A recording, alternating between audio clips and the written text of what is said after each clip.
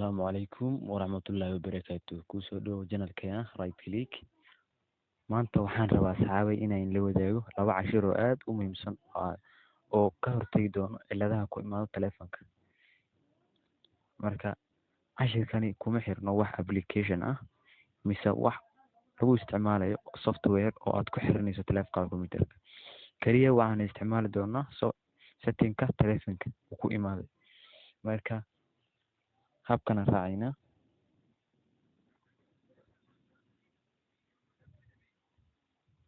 setting-ka taleefanka furayna. Marka setting-ka taleefanka furno waxaan tagaynaa meel ku qoran tahay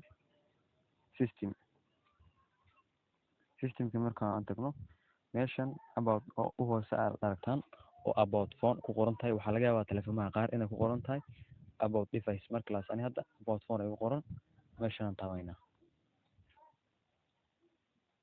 Marka waxaad raadinaysaa build number meel ku qoran tahay waatana 7 jeer ayaan taabaynaa. 1 2 3 4 5 6 7 maarta marka taleefamaha qaar waxaa laga yaabaa inuu password weydiin laasan hadda password weydiinay passwordkiyaan gashanay taleefanka.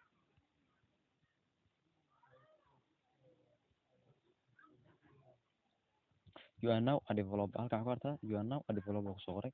Waan ka laabanayna marka halkan waxaa ku qoran develop option. Marka hore meel ahayn haddaan kusoo darnay marka ayada ku dhufanaysaa. Marka step-ka koowaad waxa weeye meeshan USB debugging enable dhahayna. USB debugging-kaas wuxuu ka saacidayaa in taleefankaaga hadhow marka aad password-ka hilmaamtid in si dhaqso ah loo jabiyo oo wax macluumaad ay ka bixin.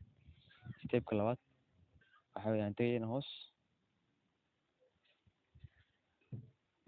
meel ay ku qoran tahay entities show tabs halkan ayayna enable dhahayna.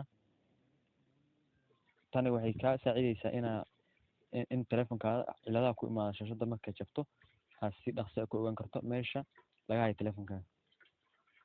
Marka fadlan ugu soo biir channelkeena haddaad nagu soo biirin hoos videohana haddaad daawanayso hoos eeg meesha ku qoran subscribe saar videohana like saar. Fadlan ha iloobi inaad share garayso.